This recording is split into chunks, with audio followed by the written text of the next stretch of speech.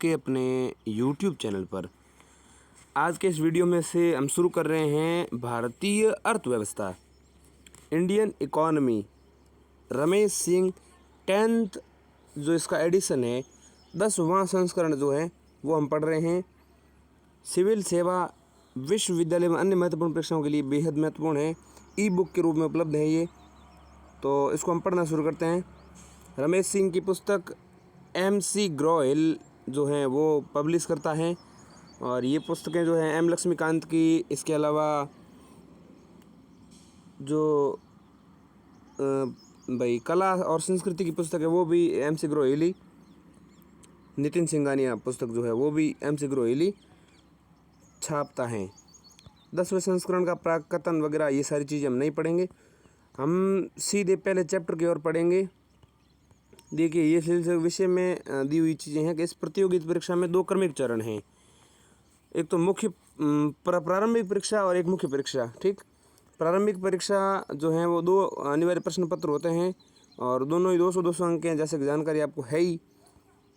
उसके बाद मुख्य परीक्षा में जो है पेपरों की संख्या होती है, उसमें 2 तो होते हैं आपके क्वालिफाइंग्स। ठीक, क्वालिफाइंग्स को आप पहले गिने लास्ट में गिने, उसकी कोई दिक्कत नहीं है। उसके बाद पीछे बचे 7 ऐसे प्रश्न पत्र, पीछे बचे 7 ऐसे प्रश्न पत्र जो होते हैं अनिवार्य। वैकल्पिक को आपको केवल पासिंग मार्क्स से पास करना है। 300-300 अंक के हैं, 25-25% अंक यानी 75-75 अंक आपको दोनों में लाना है। ठीक है, एक तो हिंदी भाषा के रूप में होगी आपकी और एक अंग्रेजी, क्योंकि हिंदी या इसके अलावा कोई भी 8वीं अनुसूची की कोई भी भाषा, और इंग्लिश तो है ही है। उसके बाद पेपर फर्स्ट की बात करें तो इसमें निबंध हैं और बाकी सारी चीज़ें आपको पता ही हैं। GS 4 पेपर हैं और 2 वैकल्पिक यानी 2 ऑप्शनल पेपर होते हैं। तो 4 GS, 2 ऑप्शनल और 1 निबंध को मिला करके 7 प्रश्न पत्र और 2 वैकल्पिक, 2 वैकल्पिक नहीं, 2 जो क्वालिफाइंग से वो मिला करके। मुख्य परीक्षा के लिए ऐच्छिक विषयों की सूची है, तो ऐच्छिक विषय जो हैं उसमें आप बहुत सारे सब्जेक्ट्स चुन सकते हैं, जैसे कृषि विज्ञान, नृविज्ञान, रसायन विज्ञान, नृविज्ञान और वाणिज्य शास्त्र, लेखा विधि, वाणिज्य शास्त्र ये इकोनॉमिक्स की हो गई, विद्युत इंजीनियरिंग, भूविज्ञान, गणित भी चुन सकते हैं, चिकित्सा विज्ञान, भौतिकी है, मनोविज्ञान है, समाजशास्त्र है, प्राणी विज्ञान है, पशुपालन और पशु चिकित्सा विज्ञान है, वनस्पति विज्ञान है, सिविल इंजीनियरिंग भी सुन सकते हैं, इकोनॉमिक आप भी सुन सकते हैं, और भूगोल है, इतिहास है, प्रबंधन है, यांत्रिक इंजीनियरिंग है, दर्शन शास्त्र हैं, राजनीतिक विज्ञान और अंतर्राष्ट्रीय संबंध, इसके अलावा लोक प्रशासन और सांख्यिकी। तो इतने 24 सब्जेक्ट्स में से आप कोई भी सुन सकते हैं, और आपका कोई भी साहित्य का विषय भी हो सकता है। दूसरा है भाषा, ऑप्शनल भाषा का विषय देखें तो इतिहास, इसमें सही इतिहास आया ना, इतिहास है, भूगोल है, प्रबंधन है, दर्शन शास्त्र है। इसके अलावा ऐच्छिक विषयों की सूची जो उम्मीदवार वैकल्पिक विषय का चयन कर सकते हैं, तो वैकल्पिक विषय के रूप में कृषि विज्ञान चुनी जा सकती है, नृविज्ञान, रसायन विज्ञान, इसके अलावा भौतिकी और प्राणी विज्ञान तीनों चुनी जा सकती हैं। वाणिज्य शास्त्र और लेखा विधि है, विद्युत इंजीनियरिंग है, सिविल इंजीनियरिंग है, यांत्रिक इंजीनियरिंग है, इन तीनों में से कोई भी चुनी जा सकती है। इसके अलावा जो आपने फिजिक्स, केमिस्ट्री और बायोलॉजी देखी, उसमें वनस्पति विज्ञान, प्राणी शास्त्र दोनों विज्ञान आप चुन सकते हैं। वनस्पति विज्ञान, प्राणी विज्ञान दोनों में से कोई भी चुन सकते हैं। पशुपालन और पशु संबंधी विज्ञान भी चुन सकते हैं, और इसके अलावा जो है भूगोल, इतिहास है, प्रबंधन है, अर्थशास्त्र हैं, इसके अलावा दर्शन शास्त्र हैं, राजनीतिक शास्त्र हैं, राजनीति विज्ञान है, अंतर्राष्ट्रीय रिलेशन के साथ में हो गया। तो ये सब सब्जेक्ट्स हैं जिसमें मुख्य परीक्षा के ऐच्छिक विषयों के रूप में चुना जा सकता है। उसमें एक सब्जेक्ट इकोनॉमिक्स भी है। इकोनॉमिक्स ये आपकी जो सब्जेक्ट के रूप में आप चुन सकते हैं, ऑप्शनल के रूप में।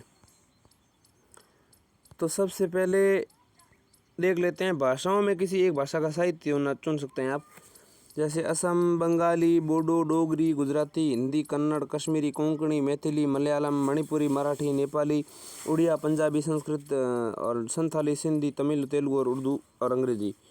तो ये कितनी भाषाएं होगी? देखो, मैं सबसे पहले तो आपको जो 15वीं भाषा है, 14 भाषाएं तो पहले थी ही हमारे संविधान में। 21वें संविधान संशोधन के द्वारा 1967 में जो 15वीं भाषा जोड़ेगी वो सिंधी है, तो सिंधी इसमें बिल्कुल पड़ी है। इसके बाद नमक जोड़ेगी तो नेपाली, मणिपुरी और कोंकणी। नेपाली ये पढ़ी और मणिपुरी ये पढ़ी और कोंकणी बिल्कुल आई थी अभी, हाँ पढ़ी है। तो नमक भी हो गई। इसके बाद क्या जुड़ी, बोडो डोगरी मैथिली संताली, तो बोडो पढ़ी है, डोगरी पढ़ी है। इसके अलावा मैथिली और संथाली कहाँ है, संताली ये पढ़ी। इसको छोड़ करके जो भाषाएं हैं पहले से जो थी संविधान में, उसमें एक तो है असमिया, ठीक, असमिया, इसके अलावा बंगाली, इसके अलावा गुजराती, इसके अलावा हिंदी, इसके अलावा कन्नड़, इसके अलावा कश्मीरी, इसके अलावा मलयालम, इसके अलावा मराठी, उसके अलावा नेपाली तो नहीं, इसके अलावा पंजाबी, इसके अलावा संस्कृत, इसके अलावा तमिल, इसके अलावा तेलुगु, इसके अलावा उर्दू और अंग्रेज़ी। मैं फिर से बता रहा हूँ, असमिया, बंगाली, गुजराती, हिंदी, कन्नड़, कश्मीरी, मलयालम, मराठी, नेपाली तो बाद में जुड़ी थी, उड़िया, पंजाबी, संस्कृत और तमिल, तेलुगु, उर्दू, अंग्रेज़ी, ये सारी भाषाएं बाद में नहीं पहले से थी, मतलब संविधान में। तो 22 भाषाओं में से कोई एक साहित्य भाषा का चुन सकते हैं। विषय सूची, अब हम देखेंगे विषय सूची। इसका प्रस्तावना इंट्रोडक्शन है, अर्थशास्त्र का विषय, कार्यकारी परिभाषा क्या है अर्थशास्त्र की, अर्थशास्त्र और अर्थव्यवस्था में क्या डिफरेंस है, अर्थशास्त्र और अर्थव्यवस्था क्या होती है, अर्थशास्त्र का केंद्र क्या है, अर्थव्यवस्थाओं की मुख्य चुनौतियाँ क्या है, तो ये सारी चीज़ें हैं। उसके बाद दूसरा चैप्टर जो इसमें, पहले चैप्टर में एक तो अर्थशास्त्र विषय समझेंगे, दूसरे अर्थव्यवस्था का संगठन जैसे पूंजीवाद, राज्य विस्तृत अर्थव्यवस्था, और दूसरा है अर्थव्यवस्था में राज्य की भूमिका वो क्या होती है, और वाशिंगटन सहमति क्या है। अर्थव्यवस्था के क्षेत्र में प्राथमिक, द्वितीय, तृतीय क्षेत्र के उद्योग वगैरह सारी चीज़ें देखेंगे। अर्थव्यवस्था के प्रकार देखेंगे, कृषक अर्थव्यवस्था, औद्योगिक अर्थव्यवस्था और सेवा अर्थव्यवस्था। और इसके अलावा प्रस्तावना वाले चैप्टर में हम राष्ट्रीय आय की अवधारणा, जिसमें जीडीपी, एनडीपी, जीएनपी, एएनपी, बहुत सारी चीज़ें समझेंगे। कर, राष्ट्रीय आय और छूट और राष्ट्रीय आय है। इसके अलावा 2018 के लिए अनुमान प्रश्न भी इसमें शामिल करेंगे। राष्ट्रीय आय के लेखा के आधार पर वर्ष और विधि में संशोधन भी वाला जानकारी भी करेंगे। दूसरा है रमेश सिंह की इस पुस्तक में वृद्धि, विकास और खुशहाली, ग्रोथ, डेवलपमेंट एंड हैप्पीनेस, ये चीज़ भी हम पढ़ने वाले हैं। तो इसमें सबसे पहले प्रगति क्या होती है, फिर आर्थिक समृद्धि क्या है, आर्थिक विकास क्या है, आर्थिक विकास में बहुत सारी चीज़ें देख लेंगे। फिर खुशहाली क्या है, खुशहाली से क्या पृष्ठभूमि का अर्थ क्या है, इसकी खुशहाली का मतलब क्या है। इसके अलावा मानव व्यवहार की अंतर्दृष्टि क्या है। फिर हम समझेंगे तीसरा चैप्टर, मानवीय अर्थव्यवस्था का उद्भव। मानवीय अर्थव्यवस्था क्या है, इवोल्यूशन जो है वो पढ़ेंगे इंडियन इकोनॉमी का। इसके अलावा इकोनॉमिक प्लानिंग जो होती है वो समझेंगे। इकोनॉमिक प्लानिंग जो है, इकोनॉमिक प्लानिंग का मतलब है आर्थिक नियोजन। फिर भारत में नियोजन यानी प्लानिंग इन इंडिया समझेंगे। उसके पश्चात फिर हम समझेंगे मुद्रास्फीति और व्यापार चक्र यानी इन्फ्लेशन और बिजनेस साइकिल क्या है, मुद्रास्फीति क्या होती है। फिर आर्थिक सुधार यानी इकोनॉमिक रिफॉर्म्स पढ़ेंगे। इकोनॉमिक्स रिफॉर्म्स पढ़ने के बाद इकोनॉमिक रिफॉर्म्स में बहुत कुछ पढ़ने को है, ठीक है। उसमें क्या क्या पढ़ेंगे मैं इकोनॉमिक्स रिफॉर्म्स में थोड़ा अगर मैं आपको शॉर्ट में बताना चाहूँ तो इकोनॉमिक रिफॉर्म्स में पढ़ेंगे मुद्रास्फीति क्यों होती है, मुद्रास्फीति के प्रकार, मुद्रास्फीति के अन्य भिन्न रूप, और इसके अलावा मुद्रास्फीति लक्षण, मुद्रास्फीति के प्रभाव, भारत में मुद्रास्फीति नियंत्रण के सरकार के कदम। इसके अलावा बहुत सारी चीज़ें उसमें पढ़ने वाले हैं। तो कृषि एवं खाद्य प्रबंधन, एग्रीकल्चर एंड फूड मैनेजमेंट अगला चैप्टर पढ़ेंगे 8वां। इसमें कृषि में बहुत सारी चीज़ें हम इसमें पढ़ने वाले हैं। तो इस तरह से उद्योग विनिर्माण, भारतीय वित्त बाजार, बहुत सारी चीज़ें पढ़ेंगे। हम सीधा शुरू करते हैं प्रथम चैप्टर से, परिभाषा वगैरह आज के इस लाइव सेशन में जान लेते हैं। ये है हमारा फर्स्ट चैप्टर और इसका नाम है प्रस्तावना, इंट्रोडक्शन। तो हम पढ़ रहे हैं रमेश सिंह भारतीय अर्थव्यवस्था इंडियन इकोनॉमी की 10th एडिशन की बुक, ई बुक के रूप में, ठीक है। वस्तुएं और सेवाएं कैसे सृजित, वितरित और उपभोग की जाती हैं, यानी वस्तुएं किस तरह से एक तो सृजित की जाती है, बनाई जाती है, इसके अलावा बांटी जाती है, वितरित की जाती है मतलब ये, और उपभोग की जाती है मतलब उपयोग में ली जाती है, उसका यूज़ किया जाता है, उसका उपयोग किया जाता है। तो किस तरह से चीज़ें बनती हैं, किस तरह से सेवाएं भी पैदा की जाती हैं, सेवाओं को किस तरह से बांटा जाता है और किस तरह से सेवाएं उपभोग की जाती हैं। इसके अध्ययन को अर्थशास्त्र कहते हैं। वस्तुएं और सेवाएं कैसे सृजित, वितरित और उपभोग की जाती है, इसके अध्ययन को अर्थशास्त्र कहा जाता है। चूँकि संसाधन हमेशा ही कम होते हैं, इसलिए ब्रितानी अर्थशास्त्री लियोनेल रॉबिन्स ने 1935 में इसे कमी का विज्ञान कहा था। अर्थशास्त्र को कमी का विज्ञान कहा था। किसने कहा था? ब्रितानी यानी ब्रिटेन का जो अर्थशास्त्री था, ब्रितानी अर्थशास्त्री लियोनेल रॉबिन्स ने इसको 1935 में कमी का विज्ञान कहा था, इकोनॉमिक्स को। ठीक है, तो इकोनॉमिक्स की एक जो बेसिक डेफिनेशन जो हमारे दिमाग में होनी चाहिए वो क्या है कि वस्तुएं और सेवाएं कैसे सृजित, वितरित, उपभोग की जाती हैं, इसके अध्ययन को, इसकी स्टडी को हम अर्थशास्त्र, इकोनॉमी कहते हैं। इस अध्याय में हम क्या क्या पढ़ने वाले हैं? फर्स्ट चैप्टर में इस अध्याय में पढ़ेंगे अर्थशास्त्र विषय, उसके बाद अर्थशास्त्र का संगठन, इसके बाद अर्थशास्त्र में राज्य की भूमिका, इसके अलावा वाशिंगटन सहमति क्या है, अर्थशास्त्र के क्षेत्र कौन कौन से हैं, प्राथमिक, द्वितीय, तृतीयक, इसके अलावा अर्थशास्त्र के प्रकार समझेंगे, इसके अलावा राष्ट्रीय आय की अवधारणा समझेंगे, इसके अलावा राष्ट्रीय आय लेखा के आधार पर वर्ष एवं विधि में संशोधन और 2017-18 के आय के अनुमान जो है वो भी इसमें हम देखने वाले हैं। तो सबसे पहले कुछ ऐसी परिभाषाएं इकोनॉमिक, देखो ये 2008 थोड़ी सी पुरानी सी संस्करण है, तो इसमें जो आपको लेटेस्ट बजट वगैरह और लेटेस्ट जो चीज़ें आएंगी वो आपको ज़रूर समझनी होंगी। तो सबसे पहले अर्थशास्त्र विषय, इकोनॉमिक्स द डिसिप्लिन। किसी भी विषय का अध्ययन उसे परिभाषित करने की प्रक्रिया से शुरू होता है। बात तो सही है, किसी भी सब्जेक्ट की स्टडी करेंगे तो सबसे पहले उसकी परिभाषा मिलती है हमें। अर्थशास्त्र भी इसका अपवाद नहीं है। अर्थशास्त्र में भी परिभाषा तो बनेगी। किसी भी विषय की परिभाषा तय करने की प्रक्रिया आसान नहीं होती। आखिर में हमें उसे परिभाषा को स्वीकार कर लेना होता है, जैसे हम आंशिक परिभाषा मान सकते हैं। अलग अलग अर्थशास्त्री विषय को अलग अलग नज़रिए से देखते हैं, ऐसे में इनकी परिभाषाएं भी अलग अलग होती हैं, लेकिन एक कार्यकारी परिभाषा तय करने के लिए अलग अलग परिभाषाओं के अंतर को कम करने की कोशिश की जाती है। कार्यकारी परिभाषा पर पहुंचने से पहले इस दिशा में की गई अंतर्राष्ट्रीय रूप से मान्य कोशिशों का उल्लेख ज़रूरी है। अब देखिए इसकी डेफिनेशन को बनाने के लिए कौन कौन सी कोशिशें हुई हैं इंटरनेशनल लेवल पे, वो देख लेते हैं। इसमें मैं आपको कितने पॉइंट्स बताऊंगा। सबसे पहला पॉइंट और ये दूसरा पॉइंट, उसके बाद यहाँ देखते हैं तीसरा पॉइंट है क्या जिक्र किया हुआ है। 2 बिंदु इसमें जिक्र करेंगे हम। तो देखिए सबसे पहला बिंदु है जो इंटरनेशनल लेवल पर इसकी कार्यकारी अर्थशास्त्र की कार्यकारी परिभाषा तय करने के लिए जो बनाई गई है, उसमें अर्थशास्त्र उस अवधारणा को कहते हैं। पहला बिंदु क्या कह रहे हैं?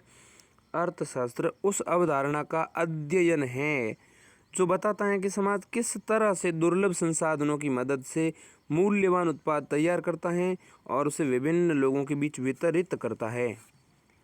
यानी कि संसाधनों का वितरण, उपभोग और उनका कलेक्शन, ये सब चीज़ें ही अर्थशास्त्र हैं एक परिभाषा के मुताबिक। ठीक है, इस परिभाषा के नज़रिए से देखें तो 2 बातें अहम हैं।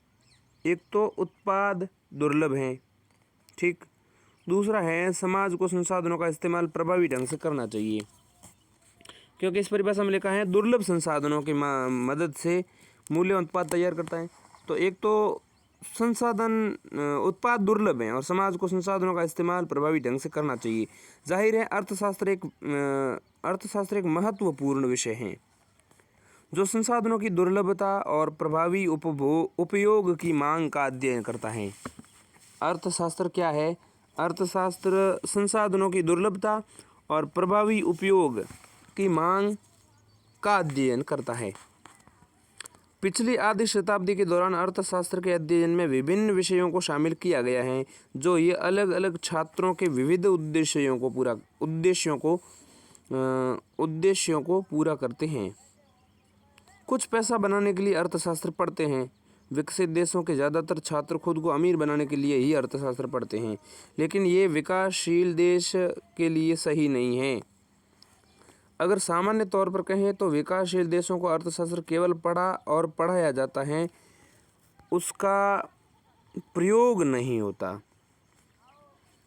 गरीबी, बेरोजगारी, मानव संसाधन विकास, शेयर, लाभांश, बैंकिंग शब्दावली, मूल्य और उसमें आने वाला बदलाव, ई कॉमर्स इत्यादि के बारे में जानने के लिए कुछ लोग अर्थशास्त्र पढ़ते हैं। किन किन चीज़ों में? गरीबी, बेरोजगारी, मानव संसाधन विकास, शेयर, लाभांश, बैंकिंग शब्दावली, मूल्य और उसमें आने वाला बदलाव, इसके अलावा ई कॉमर्स। इन चीज़ों को समझने के लिए कुछ लोग अर्थशास्त्र पढ़ते हैं। कुछ अन्य लोग अपनी जानकारी को बढ़ाने के लिए भी अर्थशास्त्र पढ़ते हैं। और हम पढ़ रहे हैं अध्ययन किस लिए? यूपीएससी के लिए। तो दूसरा है व्यक्ति। दूसरा पॉइंट क्या है देखिए, इसमें मैंने जैसा शुरुआत में बताया कि अर्थशास्त्र की अंतर्राष्ट्रीय रूप से जो मान्य कोशिशें हुई हैं, उसमें इसकी कार्यकारी परिभाषा डिफाइन करने के लिए उसमें पहला बिंदु क्या था कि अर्थशास्त्र का अध्ययन उस अवधारणा का अध्ययन है जो बताता है कि समाज किस तरह से दुर्लभ संसाधनों की मदद से मूल्यवान उत्पाद तैयार करता है और इसे विभिन्न लोगों के बीच वितरित करता है। दूसरा बिंदु कहता है व्यक्ति, फर्म, सरकार एवं अन्य संस्थाएं जो भी हैं समाज में अपने विकल्पों का चयन कैसे करते हैं और ये चयन संसाधनों के उपयोग में समाज को किस तरह से प्रभावित करते हैं, इसका अध्ययन ही अर्थशास्त्र है। क्या फिर से परिभाषा बता रहा हूँ, ध्यान देना। व्यक्ति, फर्म, सरकार एवं अन्य संस्थाएं समाज में अपने विकल्पों का चयन कैसे करते हैं और ये चयन संसाधनों के उपयोग में समाज को किस तरह से प्रभावित करता है, इसका अध्ययन ही अर्थशास्त्र कहलाता है। मानव जीवन पृथ्वी पर मौजूद संसाधनों से बनाए गए कई तरह के मानव जीवन पृथ्वी पर मौजूद संसाधनों से बनाए गए कई तरह के उत्पादों के उपयोग पर निर्भर है। बात तो सही है। मानवों की चाहत की कोई सीमा नहीं है, ये भी सही है। हमारी ज़रूरतों और चाहतों को पूरा करने के लिए हमें असीमित संसाधनों की ज़रूरत है, मतलब जिसकी कोई सीमा ना हो इतने संसाधनों की। और चूंकि ये संभव नहीं है क्योंकि संसाधन क्या है? सीमित हैं। ऐसी स्थिति में व्यक्ति मानव समाज सीमित संसाधनों से अपनी प्रतिस्पर्धी आवश्यकताओं की पूर्ति कैसे करता है, इन्हें ही सोचना है।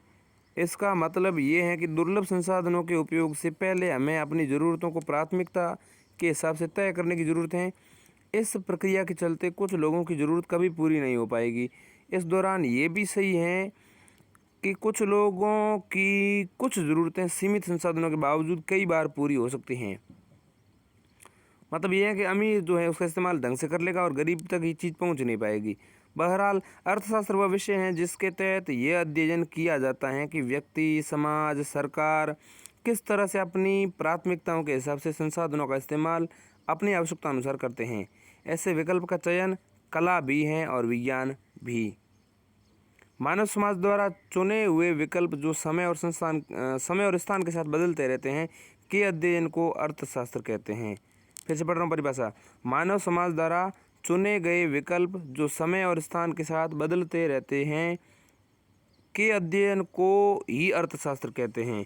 ये मानव जीवन के अध्ययन से जुड़ा बेहतरीन विषय है। कार्यकारी परिभाषा, वर्किंग डेफिनेशन क्या है देखिए। किसी भी विषय को पढ़ने के लिए उसे महसूस करना भी जरूरी है। इसकी शुरुआत विषय की परिभाषा से ही होती है, लेकिन परिभाषाओं के साथ मुश्किल ये है कि ज़्यादातर समय में परिभाषाएं काफ़ी उलझाने वाली हैं और तकनीकी शब्दों से भरी हुई हैं। कई बार तो ये आम लोगों की समझ में ही नहीं आती हैं। अर्थशास्त्र के छात्रों को भी कई बार परिभाषाएं समझ में ही नहीं आती हैं। यही वजह है कि परिभाषा को बेहद सहज और सर्वसुलभ बनाने की ज़रूरत है। मानव अपने रोज़मर्रा के जीवन में कई तरह की गतिविधियों को शामिल करते हैं।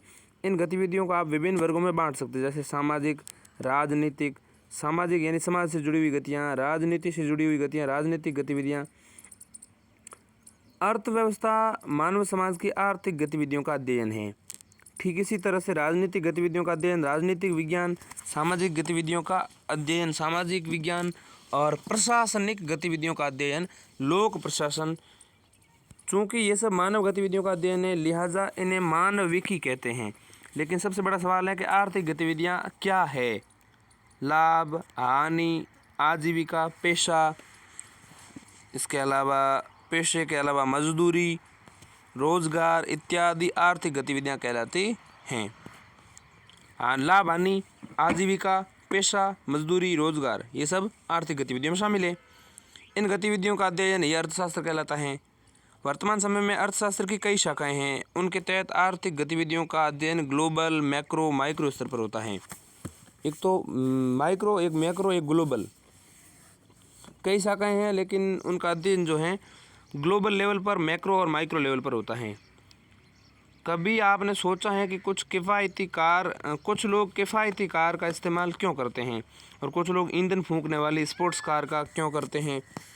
देखिए, कुछ लोग तो क्या है, किफ़ायती कार का मतलब है कि जो ज़्यादा माइलेज देगी उसका इस्तेमाल करेंगे, और कुछ लोग जो हैं इसका इस्तेमाल करेंगे, कार जो स्पोर्ट्स कार हैं, ज़्यादा तेल फूंकेगी और ज़्यादा गति से भागेगी, उसका इस्तेमाल करेंगे। गरीब लोग गरीब क्यों होते हैं? क्या पूंजीवाद आर्थिक असमानता को बढ़ावा देता है? क्या भूमंडलीकरण से अमीर और गरीब के बीच की खाई कम हुई है? ऐसे ही ढेरों सवाल अर्थशास्त्र के दायरे में आते हैं। आज के समय में सूचना प्रौद्योगिकी यानी कि इंफॉर्मेशन टेक्नोलॉजी, आईटी जो है, इंफॉर्मेशन टेक्नोलॉजी, इसने भी अर्थशास्त्र को नया आयाम दिया है। अब हम समझते हैं अर्थशास्त्र और अर्थव्यवस्था, इकोनॉमिक्स एंड इकोनॉमी। अर्थशास्त्र और अर्थव्यवस्था के बीच संबंध सामान्य रूप से सिद्धांत और अभ्यास के रूप में देखा जा सकता है। अर्थशास्त्र और अर्थव्यवस्था के बीच संबंध जो है सामान्य रूप से सिद्धांत और अभ्यास के रूप में देखा जा सकता है। अर्थव्यवस्था बाजार के सिद्धांतों, रोजगार इत्यादि की बात करती है। अर्थव्यवस्था किसकी बात करता है? अर्थव्यवस्था बात करती है बाजार के सिद्धांतों, रोजगार इत्यादि की बात करता है, जबकि अर्थव्यवस्था खास क्षेत्रों में सिद्धांतों को अपनाने के बाद की वास्तविक तस्वीर होती है। अर्थव्यवस्था क्या होती है? अर्थव्यवस्था तो रिजल्ट है, और अर्थशास्त्र क्या है? अर्थशास्त्र एप्लीकेशन है। अब हम बात करते हैं आगे। इसे इस रूप में भी समझा जा सकता है कि अर्थव्यवस्था किसी खास इलाके का अर्थशास्त्र होता है, यानी क्षेत्र विशेष का जो अर्थशास्त्र है उसको ही हम अर्थव्यवस्था कहते हैं। इलाके का अर्थशास्त्र होती है अर्थव्यवस्था। वर्तमान में खास इलाकों को अपने देश के तौर पर देख सकते हैं, तो उसको हम भारतीय अर्थव्यवस्था कहेंगे। इसके अलावा रूसी अर्थव्यवस्था, फ्रांसीसी अर्थव्यवस्था इत्यादि अर्थव्यवस्थाएं भी होती हैं। यानी हम अपने आप में अर्थव्यवस्था का कुछ मतलब नहीं होता, लेकिन जैसे ही आप किसी देश, किसी क्षेत्र, किसी खास ब्लॉक का नाम इसे जोड़ देते हैं तो इसका मतलब स्पष्ट हो जाता है। जब हम विकसित अर्थव्यवस्था की बात करते हैं, इसका मतलब विकसित देशों की अर्थव्यवस्था है। दुनिया के कुछ देश एक समान आर्थिक चुनौतियों का सामना कर रहे हैं, ठीक उसी समय उनकी विशिष्ट समस्याएं भी हैं। अर्थशास्त्री इन समस्याओं के समाधान के लिए कुछ सिद्धांतों को अपनाने की सलाह देते हैं। अब ये उस खास देश पर निर्भर करता है कि किन अर्थशास्त्रियों के सिद्धांतों को अपनाता है। ऐसे में कई देश एक तरह की समस्याओं के निदान के लिए एक ही तरह के सिद्धांत को अपनाते हैं, जबकि दूसरी ओर एक जैसी समस्या के लिए दो अलग अलग सिद्धांत भी अपना सकते हैं। दोनों ही सूरत में नतीजा एक जैसा भी हो सकता है और काफ़ी अलग अलग भी हो सकता है। ऐसा क्यों होता है? मूल रूप से आर्थिक सिद्धांत मानव समाज की आर्थिक गतिविधियों के व्यवहार और उनकी उम्मीदों पर आधारित होता है। यानी मूल रूप से आर्थिक विकास, आर्थिक सिद्धांत जो होता है, आर्थिक यानी इकोनॉमिक्स से जुड़ा कोई भी सिद्धांत जो होता है, जिसको अलग अलग देश एक ही तरह की समस्या के लिए अपना सकते हैं और अलग अलग देश एक ही तरह की समस्या के लिए अलग अलग सिद्धांत भी अपना सकते हैं। तो मूल रूप से जो आर्थिक सिद्धांत होता है वो मानव समाज की आर्थिक गतिविधियों के व्यवहार और उनकी उम्मीदों पर आधारित होता है। मानव व्यवहार काफ़ी आंतरिक और बाहरी कारकों पर निर्भर करता है और उनमें विविधता भी हो सकती हैं। प्राकृतिक संसाधनों की गुणवत्ता का स्तर, सामाजिक राजनीतिक परिस्थिति, ऐतिहासिक पृष्ठभूमि, मानव संसाधनों की मानसिकता, इन सब का असर व्यक्तिगत और सामूहिक तौर पर होता है। ऐसे में अर्थशास्त्रियों के लिए किसी आर्थिक नीति के असर के बारे में अनुमान लगाना काफ़ी मुश्किल या कठिन कार्य हैं। वैसे भी नीतियों को लागू करने की प्रक्रिया, आपूर्ति व्यवस्था की भी आर्थिक चुनौतियों के हल में अहम भूमिका होती हैं। यानी आपूर्ति व्यवस्था की भी आर्थिक चुनौतियां जो हैं, उसमें कोई भी नीति जो होती है उसकी लागू करने की प्रक्रिया अहम भूमिका निभाती हैं। यही वजह है कि आपको अर्थशास्त्र में उतनी विविधता नहीं मिलेगी जितनी अर्थव्यवस्था में जाहिर होगी।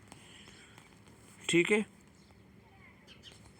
इसी वजह से अब देखिए, नीतियों को लागू करने की प्रक्रिया आपूर्ति व्यवस्था की भी आर्थिक चुनौतियों में हल में भूमिका होती है। और इसकी वजह से जैसा कि मैंने बताया कि दो अलग अलग सिद्धांत लागू करने पर एक जैसा रिजल्ट मिल सकता है और अलग अलग भी, यानी एक जैसे सिद्धांत से भी अलग अलग रिजल्ट मिल सकता है और सेम सेम भी। तो इसलिए आप ये कह सकते हैं कि अर्थव्यवस्था में आपको उतनी विविधता नहीं मिलेगी जितनी व्यवस्था से जाहिर होगी। ये कहना अतिरेक नहीं है कि दुनिया की दो अर्थव्यवस्थाएं कभी एक समान नहीं हो सकती, हालांकि उन्हें विस्तृत दायरे में विकसित या विकासशील या फिर कृषि आधारित या उद्योग आधारित अर्थव्यवस्थाएं कहा जा सकता है। वैसे ऐसी विविधताएं अर्थशास्त्र को दिलचस्प विषय बनाती हैं। अर्थव्यवस्था की विविधता के चलते अर्थशास्त्री सिद्धांतों एवं विचारों में सुधार करते रहते हैं। ये कहना ज़्यादा सही होगा कि अर्थशास्त्र भी वास्तविक चलन से विकसित होता रहता है। व्यावहारिक चलन में नए आयाम जुड़ते हैं तो अर्थशास्त्र के सिद्धांतों में भी नयापन आता रहता है। अब हम समझते हैं अर्थशास्त्र का केंद्र, फोकस ऑफ इकोनॉमिक्स। अर्थशास्त्र के अध्ययन का वास्तविक उद्देश्य क्या है? अर्थशास्त्र और अर्थशास्त्री का अंतिम लक्ष्य क्या है? अब तक अर्थशास्त्रीय विकास किस दिशा में किए गए प्रयासों का प्रतिफल रहा है? हालांकि अर्थशास्त्र की विषय वस्तु का आकार आज काफ़ी वृहद है, लेकिन अगर हम इसके अब तक के विकास का सार निकालें तो इसके केंद्र में पृथ्वी पर मानव जीवन की बेहतरी रहा है। मानव जीवन में सुधार और मानव जगत के जीवन स्तर में सुधार अर्थशास्त्र का केंद्र रहा है। कोई देश या अर्थव्यवस्था किन विधियों से अपनी क्षमताओं का अधिकतम जनसंख्या में खुशहाली के लिए उपयोग करे, अर्थशास्त्र इसी दिशा में प्रयासरत रहा है। इस प्रक्रिया में अमान्य अवधारणाओं और सिद्धांतों का विकास हुआ। इस दिशा में सबसे पहला सशक्त प्रयास स्कॉटलैंड के प्रख्यात दार्शनिक एडम स्मिथ द्वारा किया गया। स्कॉटलैंड के अर्थशास्त्री थे इकोनॉमिक क्या कहते हैं विशेषज्ञ को, तो प्रख्यात दार्शनिक जो थे एडम स्मिथ, उनके द्वारा तैयार किया गया। जब उनकी पुस्तक द वेल्थ ऑफ नेशंस 1776 का प्रकाशन हुआ, इस पुस्तक से ही शास्त्रीय अर्थशास्त्र यानी क्लासिकल इकोनॉमी का उद्गम माना जाता है। तो क्लासिकल इकोनॉमी का उद्गम कहाँ से माना जाता है? प्रसिद्ध यानी प्रख्यात दार्शनिक अर्थशास्त्री एडम स्मिथ जो स्कॉटलैंड के थे, और उनकी पुस्तक है द वेल्थ ऑफ नेशंस 1776। इस पुस्तक से ही क्लासिकल इकोनॉमी का उद्गम माना जाता है। और जैसा कि मैंने बताया कि कोई भी देश अर्थव्यवस्था का मुख्य उद्देश्य क्या है? जनसंख्या जो है उसकी है अधिकतम जनसंख्या को खुशहाली की ओर ले जाना, और इसी खुशहाली की ओर जो पहला कदम हमें दिखाई देता है वो इस स्कॉटलैंड के प्रख्यात दार्शनिक एडम स्मिथ की द्वारा किया जाता है। उनकी पुस्तक क्या है? The wealth of Nations. Classical economy का उद्गम इसी पुस्तक से माना जाता है। इसी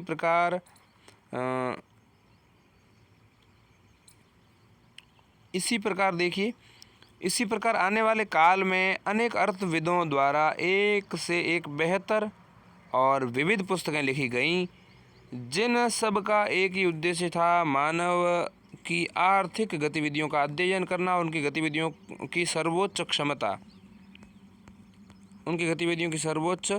क्षमता विकास, ताकि मानव जीवन को बेहतर से बेहतर बनाया जा सके। मानव जीवन की बेहतरी की दिशा में अर्थशास्त्र का ये दौर आज भी जारी है। अब हम समझते हैं अर्थशास्त्र की मुख्य चुनौतियाँ, मेन चैलेंजेज ऑफ इकोनॉमिक्स। चाहे कालखंड कुछ भी रहा हो, अर्थव्यवस्थाओं की मूल चुनौती रही है अपनी जनसंख्या को आवश्यकताओं की वस्तुओं एवं सेवाओं को उपलब्ध कराना। यह अर्थशास्त्र की सबसे बड़ी चुनौती है।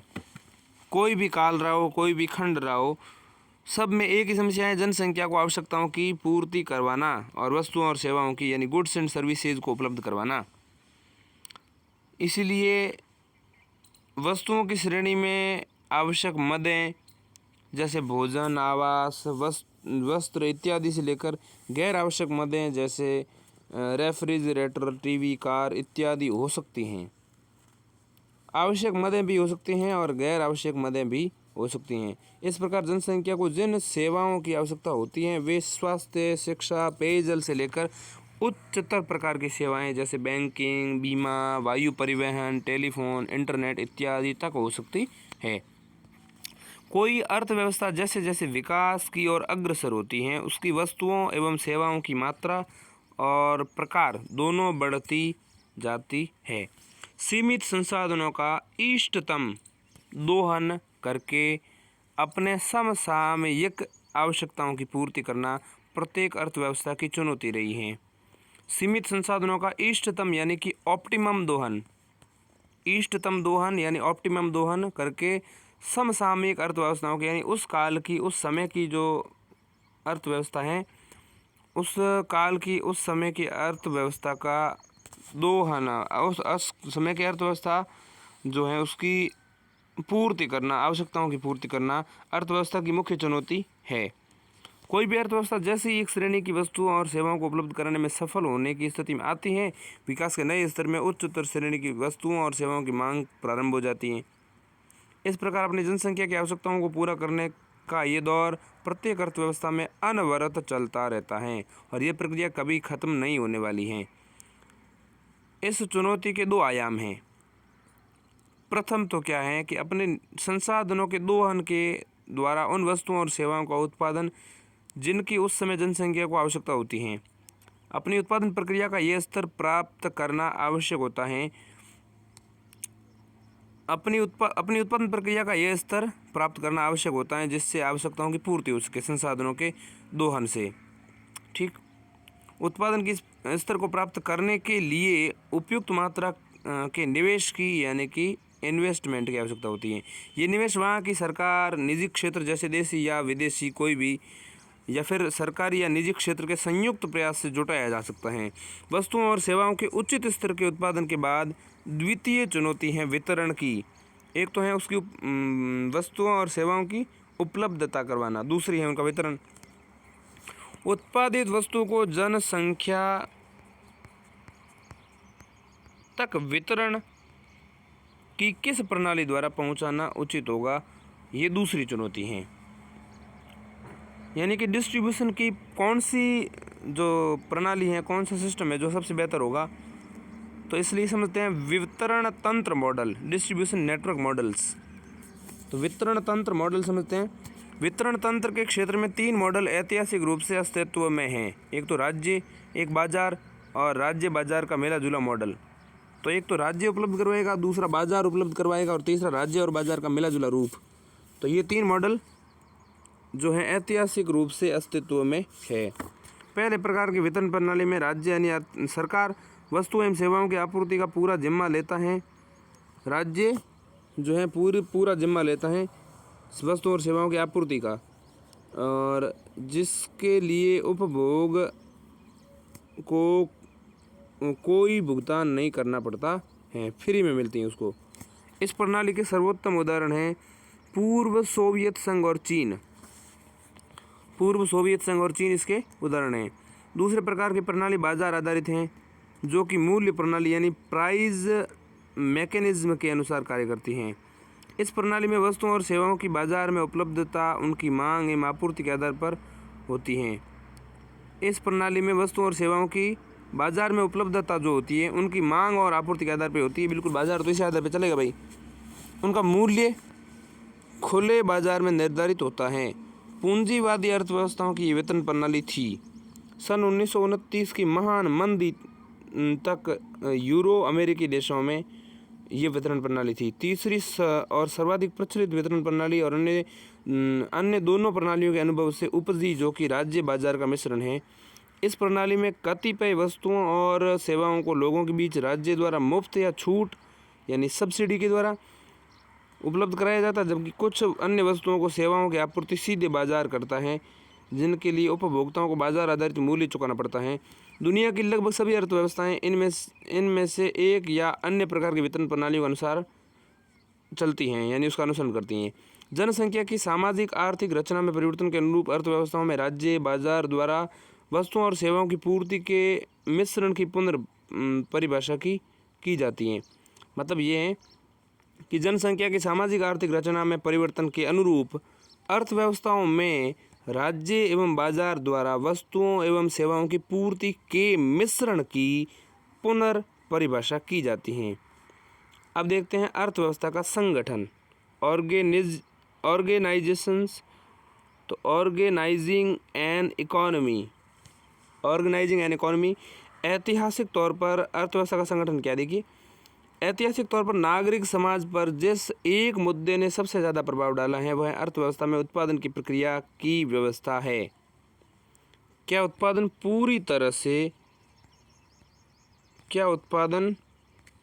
जो है पूरी तरह से सिर्फ सरकार या राज्य की जिम्मेदारी होनी चाहिए, या इसमें निजी क्षेत्र को भी काम करने की मंजूरी होनी चाहिए, या फिर संयुक्त उपक्रम सबसे बेहतर उपाय है, राज्य और निजी क्षेत्र की साझेदारी का उपक्रम।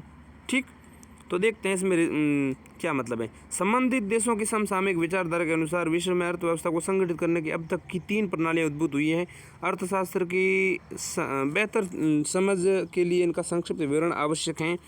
पहली अर्थव्यवस्था जो है वो है पूंजीवादी अर्थव्यवस्था, कैपिटलिस्टिक इकोनॉमी जो है।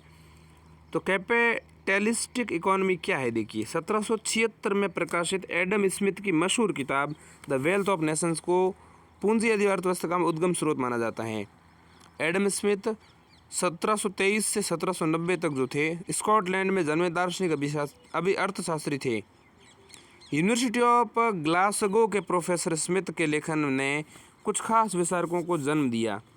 यूनिवर्सिटी ऑफ ग्लासगो के प्रोफेसर स्मिथ के लेखन ने कुछ खास विचारों को जन्म दिया और पश्चिमी देशों में लोकप्रिय हुए। अंततः पूंजीवाद का जन्म हुआ। पूंजीवाद का जन्म जो है इन्हीं की पुस्तक से माना जाता है। 1776 की पुस्तक है प्रकाशित, एडम स्मिथ की पुस्तक का नाम है द वेल्थ ऑफ नेशंस। पूंजीवाद का जो है जनक एडम स्मिथ को ही माना जाता है। और यूनिवर्सिटी ऑफ ग्लासगो के प्रोफेसर जो थे ये स्मिथ, इनके लेखन से जो है कुछ खास विचारों को उत्पन्न होने में मतलब सहयोग मिला। तो कुछ खास विचार जो हैं इनकी पुस्तक से उत्पन्न हुए, तो पश्चिमी देशों में लोकप्रिय हुए और अंततः पूंजीवाद का जन्म हुआ। उन्होंने तब वाणिज्य और उद्योग में सरकार के ज़्यादा नियमन के खिलाफ आवाज़ उठाई थी। वाणिज्य यानी व्यापार और उद्योग में सरकार के ज़्यादा नियमन के खिलाफ आवाज़ उठाई थी। इस नियमन की वजह से अर्थव्यवस्था का विकास उस रफ्तार से नहीं हो पा रहा था जिस रफ्तार से हो सकता था। उनके मुताबिक इनके चलते ही लोगों की आर्थिक स्थिति भी बेहतर नहीं हो पा रही थी।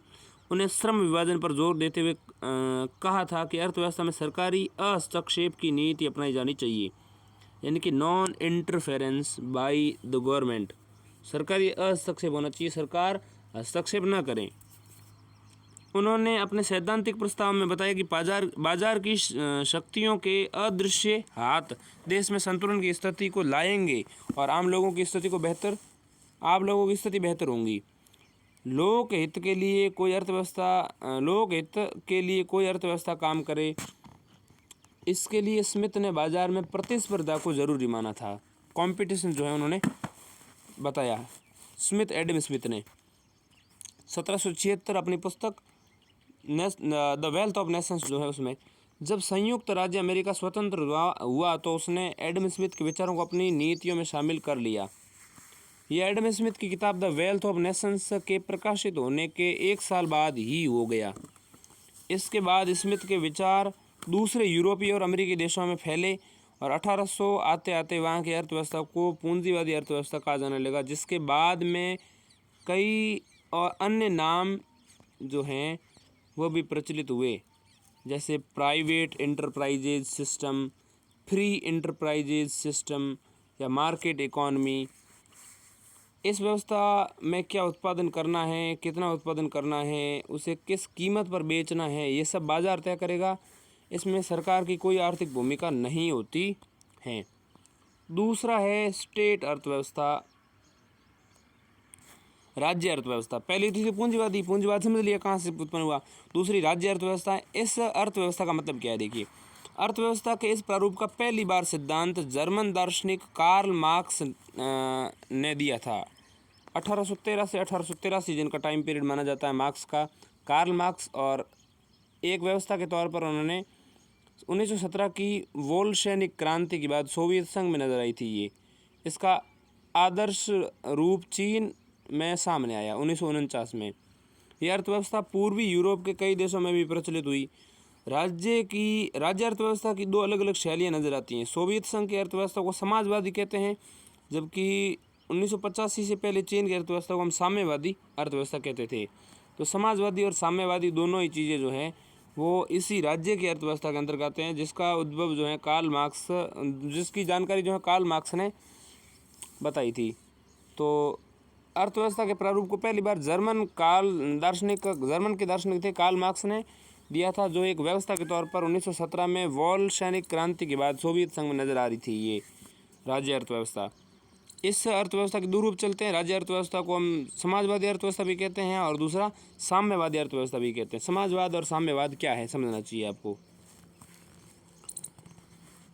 देखिए समाजवादी अर्थव्यवस्था में उत्पादन के साधनों पर सामूहिक नियंत्रण की बात शामिल थी और अर्थव्यवस्था को चलाने में सरकार की बड़ी भूमिका थी।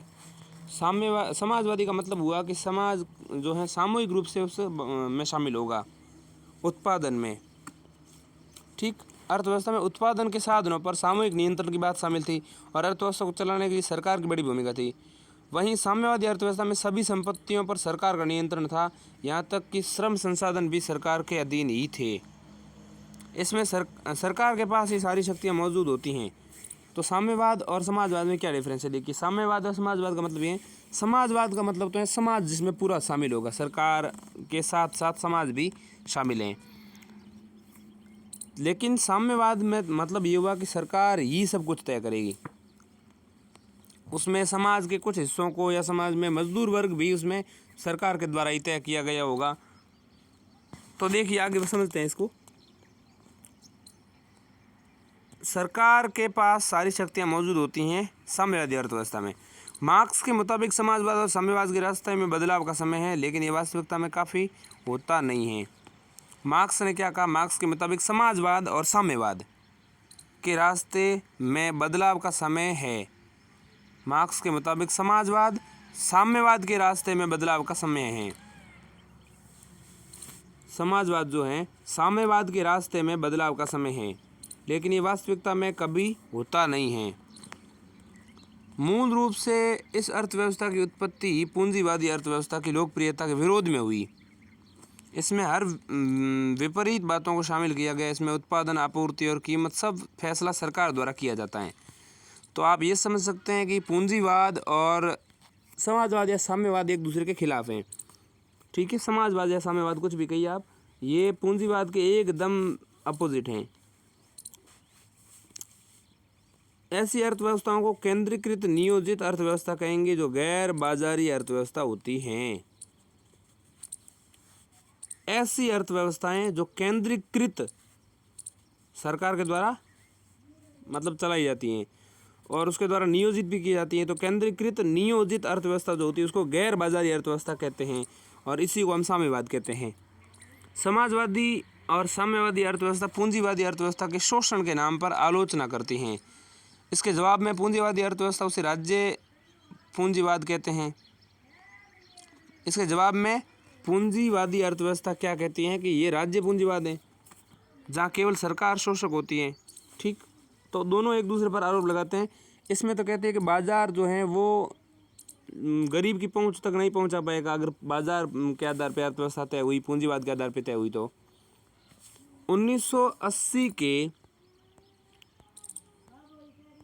1980 के मध्य तक साम्यवाद और गैर साम्यवादी नज़रिए से बौद्धिक जमानत में गंभीर बहस हुआ करती थी।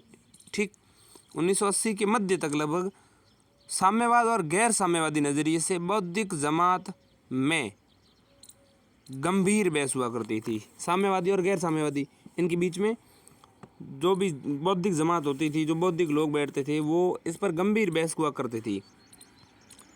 अब देखिए आगे का मैटर क्या है। तीसरी अर्थव्यवस्था है, इसमें है मिश्रित अर्थव्यवस्था, मिक्स्ड इकोनॉमी।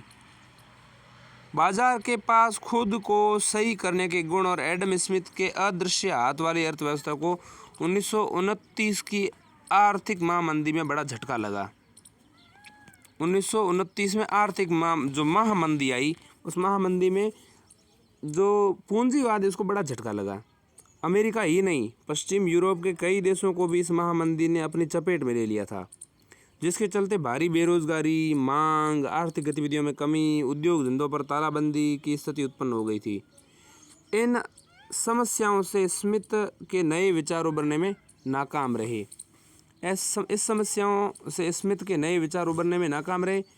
ऐसे समय में नए नजरिए ने जन्म लिया, जो द मशहूर किताब general theory of employment, interest and money 1936 में छपी, और इसे देने वाले मशहूर ब्रिटिश अर्थशास्त्री और कैम्ब्रिज यूनिवर्सिटी के प्रोफेसर जॉन मेनार्ड केन्स थे। जॉन मेनार्ड केन्स ने 1936 में अपनी पुस्तक दी, मशहूर पुस्तक the general theory of employment, interest and money. 1936 में ब्रिटिश अर्थशास्त्री और कैम्ब्रिज यूनिवर्सिटी के प्रोफेसर जॉन मेनार्ड केन्स ने ये पुस्तक दी। और ये पुस्तक किसके बाद आई? और ये पुस्तक आई जो 1929 की महामंदी थी, पूंजीवाद को जो झटका लगा।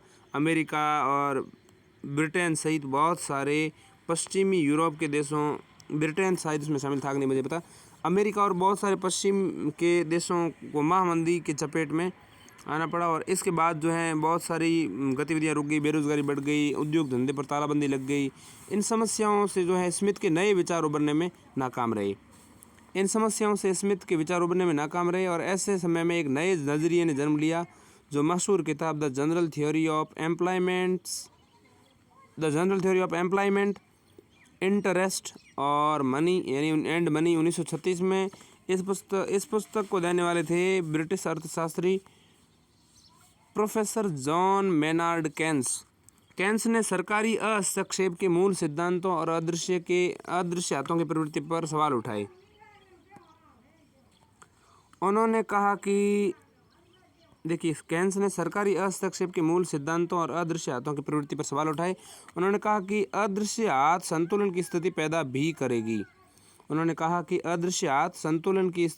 भी करेगी, लेकिन वह गरीबों का गला घोंटकर ही संभव होगा। मतलब अदृश्य पावर अगर बाजार को दे दिया जाए तो उसमें गरीब को सबसे ज़्यादा नुकसान होगा। उन्होंने कहा मूल्य और मजदूरी में इतना लचीलापन नहीं होगा कि सबको नौकरी मिल पाएगी। उनके मुताबिक पूंजीवादी अर्थव्यवस्था को पूर्ण रूप से लागू होने के बाद भी कुछ लोग बेरोजगार ही रहेंगे। ऐसे में मांग में गिरावट के साथ बाजार में मंदी का दौर शुरू हो सकता है, जिस समय अगर अंकुश नहीं लगा तो 1929 की ये महामंदी के दौर में परिवर्तित हो सकता है। बाजार की अर्थव्यवस्था की सीमाओं पर केन्स ने सवाल उठाते हुए सुझाव दिया कि अर्थव्यवस्था में सरकार का मजबूत दखल होना जरूरी है। मंदी से अर्थव्यवस्था को बाहर निकालने के लिए केन्स ने सरकारी खर्चे बढ़ाने, विवेकाधीन मौद्रिक नीति यानी राजकोषीय घाटा, ब्याज दर में कटौती, मुद्रा की सस्ती आपूर्ति इत्यादि और उत्पाद और सेवाओं की मांग को मजबूत करने का सुझाव दिया, क्योंकि ये सब मंदी के अहम कारक थे। जब केन्स आर्थिक मंदी के कारकों पर तलाश कर रहे थे तो उससे बचाव के रास्ते तलाश रहे थे। तब पूरे यूरोप, अमेरिका में पूंजीवादी अर्थव्यवस्था का चलन छाया हुआ था। उन्होंने सुझाव दिया कि पूंजीवादी अर्थव्यवस्था में समाजवादी अर्थव्यवस्था, जैसा कि पूर्वी सोवियत संघ की अर्थव्यवस्था जो है, उसको अपनाने में पचाना चाहिए। उस दौर में पूंजीवादी अर्थव्यवस्था में सभी सामान और सेवा बाजार व्यवस्था के अधीन थी। इसका मतलब ये हुआ कि आम लोगों की ज़रूरत हर चीज़ की आपूर्ति प्राइवेट एंटरप्राइजेज द्वारा की जाती थी। इसका नतीजा ये हुआ कि पैसे और धन का प्रवाह आम आदमी से उत्पादन और आपूर्ति संभालने वाले चंद लोगों की ओर होने लगा। इस प्रक्रिया में आम आदमी की क्रय शक्ति लगातार गिरती गई और आखिर में इससे मांग बुरी तरह से प्रभावित हुई और आर्थिक महामंदी का दौर आ गया। केन्स की सलाह के मुताबिक कई पूंजीवादी अर्थव्यवस्थाओं में नई आर्थिक नीतियों को शुरू किया गया। इनमें बेहद महत्वपूर्ण बदलाव हुए, जिसके मुताबिक अर्थव्यवस्था में सरकार की सक्रिय भूमिका की शुरुआत भी हुई। सरकार ने कुछ आधारभूत उत्पादन और सेवाओं को उत्पादन और उसका वितरण शुरू किया, जिससे पब्लिक गुड्स कहा गया। इन उत्पादों का लक्ष्य सभी लोगों को न्यूनतम पोषण, स्वास्थ्य सुविधा, सफाई, शिक्षा और सामाजिक सुरक्षा सुनिश्चित करना था। ज़रूरत पड़ने पर इन उत्पादों पर होने वाले खर्च आम आदमी के कर पर डाला जा सकता है। ज़रूरत पड़ने पर कर टैक्स के रूप में शामिल कर सकते हैं। 1930 से लेकर के 1950 तक यूरोप और अमेरिका में कुल जीडीपी का 1930 से 1950 तक यूरोप और अमेरिका के कुल जीडीपी का 50% हिस्सा सरकार द्वारा सार्वजनिक उत्पादों के ऊपर खर्च किया गया, जो सोशल सेक्टर के नाम से भी मशहूर हैं। अत्यधिक सामाजिक वाले उत्पाद और सेवाओं को आज तक लोग प्राइवेट गुड्स के नाम से खरीदते हैं। इसे कुछ ही दिनों के भीतर सरकार को मुफ्त में मुहैया कराना पड़ा, ताकि आम जनता बाजार में मौजूद सुविधा और सामान पर खर्च कर सके, ताकि उनकी मांग कायम हो। उपरोक्त उदाहरण यहाँ तक कि समझने के लिए दिए गए किस तरह से पूंजीवादी व्यवस्था ने खुद को नए सिरे से बदला और इसमें कुछ उपयोगी गैर बाजारी अर्थव्यवस्था यानी सरकारी अर्थव्यवस्था को शामिल किया। मिश्रित अर्थव्यवस्था की शुरुआत इस तरह से हुई और पूंजीवादी अर्थव्यवस्था को चुनौती मिली। अर्थव्यवस्थाओं के विकास के इस दौर में सरकारी अर्थव्यवस्थाओं की स्थिति को देखना भी दिलचस्प है। पोलिश दार्शनिक थे एक, पोलैंड के। ऑस्कर लांज ने 1950 के दशक में वही प्रस्ताव समाजवादी अर्थव्यवस्थाओं के लिए दिया था जो केन्स ने पूंजीवादी अर्थव्यवस्था के लिए दिया। अब ऑस्कर लांज क्या कहते हैं, देखिए। ऑस्कर लांज का कहना था कि समाजवादी अर्थव्यवस्था की अच्छी चीज़ों की प्रशंसा के साथ पूंजीवादी अर्थव्यवस्था प्रणाली से कुछ तत्वों के समावेश की सलाह दी जाती है। उन्होंने सरकारी अर्थव्यवस्थाओं को बाजार समाजवाद यानी मार्केट सोशलिज्म की तरफ अग्रसर होने की सलाह दी। मार्केट सोशलिज्म शब्द ऑस्कर लांज की देन है। हालांकि सरकारी अर्थव्यवस्थाओं ने उनकी सलाहों को खारिज कर दिया। उस वक्त समाजवादी अर्थव्यवस्था में इस तरह के बदलाव को निंदनीय माना गया। हालांकि बाद में ये सुझाव कहीं ज़्यादा लोकतांत्रिक साबित हुआ। केन्स ने सुझाव दिया कि पूंजीवादी अर्थव्यवस्था को समाजवादी अर्थव्यवस्था की ओर कदम बढ़ाना चाहिए, जबकि प्रोफेसर लांज ने कहा कि समाजवादी अर्थव्यवस्था को पूंजीवादी अर्थव्यवस्था को बढ़ना चाहिए। लोकतंत्र में इस तरह के प्रयोग की गुंजाइश होती है जिसका परिणाम आने वाले समय में मालूम होता है, लेकिन समाजवादी और साम्यवादी राजनीतिक व्यवस्थाओं ने अपनी प्रकृति में जड़ होती हैं, लिहाजा उन्होंने कोई प्रयोग नहीं किए और इसका असर हुआ कि उनके अर्थव्यवस्थाओं का पतन शुरू हो गया। साम्यवादी चीन में माओ त्से तुंग का नेतृत्व में पहली बार अर्थव्यवस्था में सरकार के पूर्ण नियंत्रण के खिलाफ में विचार सामने आया। किसके नेतृत्व में? साम्यवाद चीन में माओ त्से तुंग के नेतृत्व में पहली बार अर्थव्यवस्था में सरकार के पूर्ण नियंत्रण वाले विचार को जो है उसके खिलाफ चीन में आवाज़ उठी और चीन के बाज़ार में ये जो है साम्यवादी चीन था, वो साम्यवादी चीन में माओ त्से तुंग इसके नेतृत्व में पहली बार अर्थव्यवस्था में सरकार के पूर्ण नियंत्रण के खिलाफ विचार सामने आया। अंततः चीन ने अपनी सरकारी अर्थव्यवस्था में सीमित दायरे में बाजार की अर्थव्यवस्था को शामिल करने की शुरुआत की। इस दिशा में 1985 में चीन ने ओपन डोर नीति के अंतर्गत बाजार समाजवाद को अपनाया। यह समाजवाद मार्केट सोशलिज्म का पहला उदाहरण रहा। दूसरी सरकारी अर्थव्यवस्था वाले देश चीन की तरफ प्रयोग करने में नाकाम रहे, क्योंकि उन्होंने अपने देश के लिए पूरी तैयारी नहीं की। हालांकि दूसरी सरकारी अर्थव्यवस्थाओं के लिए बाजार की अर्थव्यवस्था को शामिल करना उतना आसान भी नहीं था। सोवियत संघ में बाजार अर्थव्यवस्था की कोशिश शामिल करने की कोशिशें हुई और सोवियत संघ ने ग्लासनोस्ट और पेरेस्ट्रोइका नामक विचारों को अपनाया। सोवियत संघ ने ग्लासनोस्ट और पेरेस्ट्रोइका नामक विचारों को अपनाया। रूसी शब्द ग्लासनोहत का मतलब होता है खुलापन और पेरेस्ट्रोइका का मतलब होता है पुनर्संरचना। मतलब जो बाज़ार में जैसा चीन ने बदलाव किया वैसे बदलाव की आवश्यकता थी रूस में भी।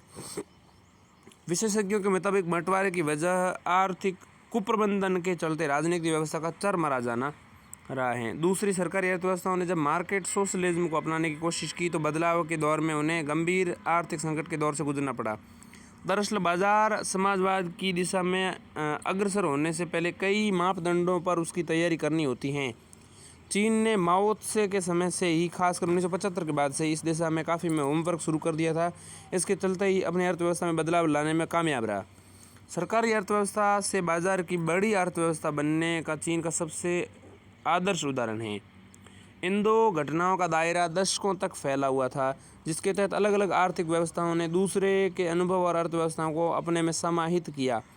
1980 तक दुनिया की कोई भी अर्थव्यवस्था सैद्धांतिक या व्यावहारिक तौर पर न तो पूंजीवादी रही थी और न ही समाजवादी। 1980 के अंत तक द्वितीय विश्व युद्ध की समाप्ति के बाद उपनिवेशवाद के चंगुल से निकले दुनिया के कई देशों ने मिश्रित अर्थव्यवस्था को अपनाया। इसमें भारत, मलेशिया और इंडोनेशिया जैसे देश भी शामिल थे। इन देशों के राजनेताओं को भविष्य दृष्टा कहा गया है, जो 1990 के दशक के मध्य तक आते आते साबित भी हुआ। वैसे व्यावहारिक तौर पर मिश्रित अर्थव्यवस्था को लेकर दुनिया में कोई खास उत्साह नहीं दिखा था।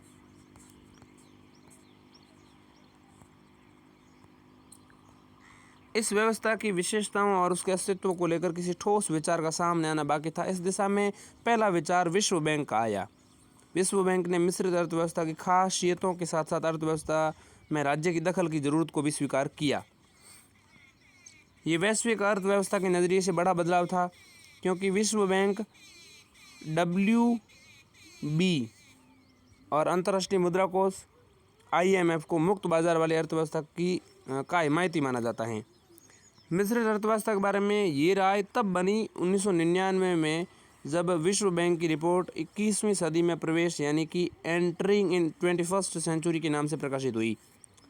विश्व बैंक की रिपोर्ट जो है जब 21वीं सदी में प्रकाशित हुई, इस रिपोर्ट में विश्व बैंक ने कहा सरकारी विकास में अहम भूमिका निभाती हैं। सरकार जो है विकास में अहम भूमिका निभाती है, लेकिन ऐसा कोई नियम नहीं है जो सरकार को बताए कि उन्हें क्या करना चाहिए।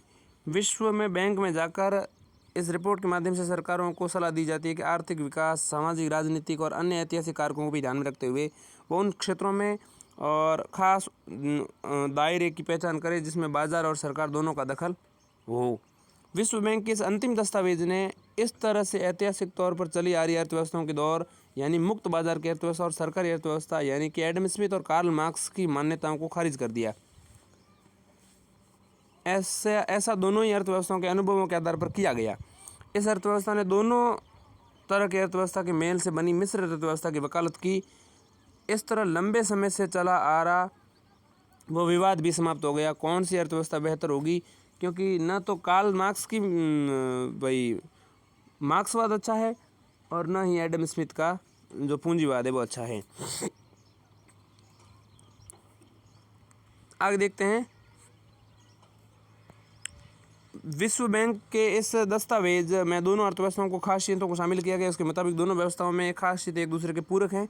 वास्तविक समस्या बाजार या फिर सरकार का होना भर नहीं है, बल्कि दोनों को मिलाकर बेहतर व्यवस्था बनाना है।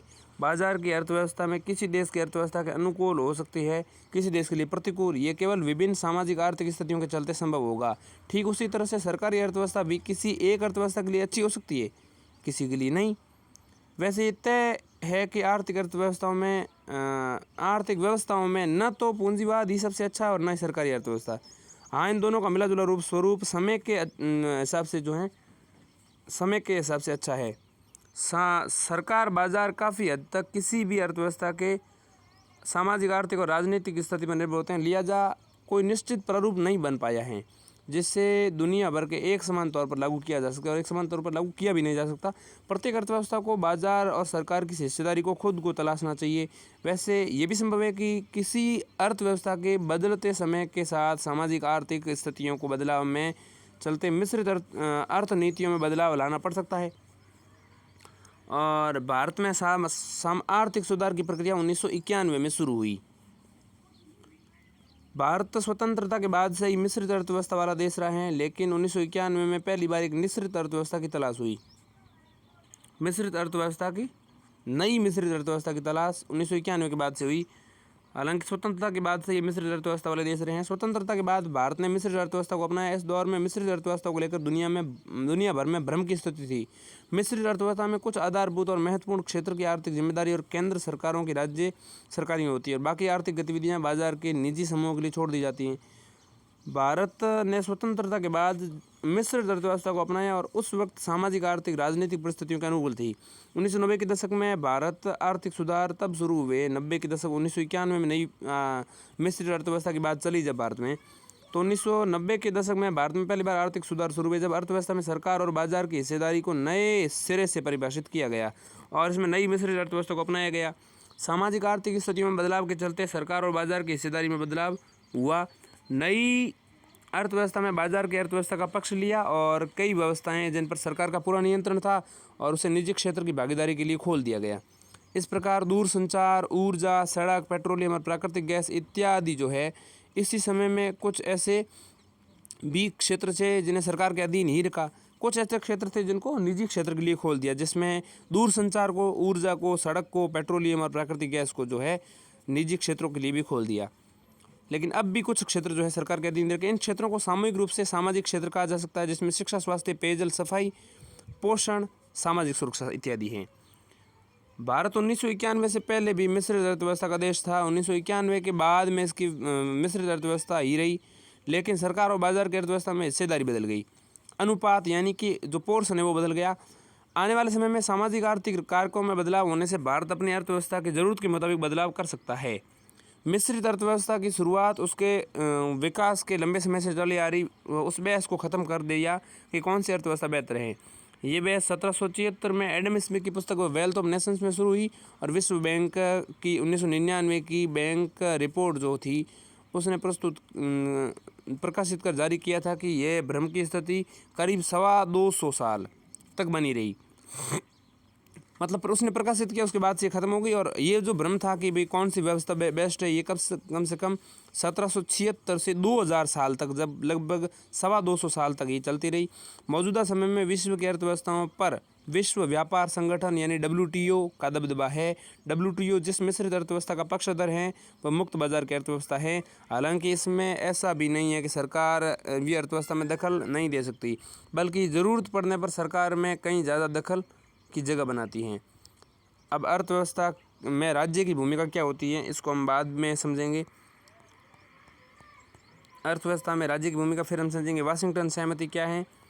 इसके पश्चात हम समझेंगे जो अर्थव्यवस्था के क्षेत्र हैं जिसमें प्राथमिक, द्वितीयक, तृतीयक, इसके बाद अर्थव्यवस्था के प्रकार जैसे कृषक अर्थव्यवस्था, औद्योगिक अर्थव्यवस्था और सेवा अर्थव्यवस्था।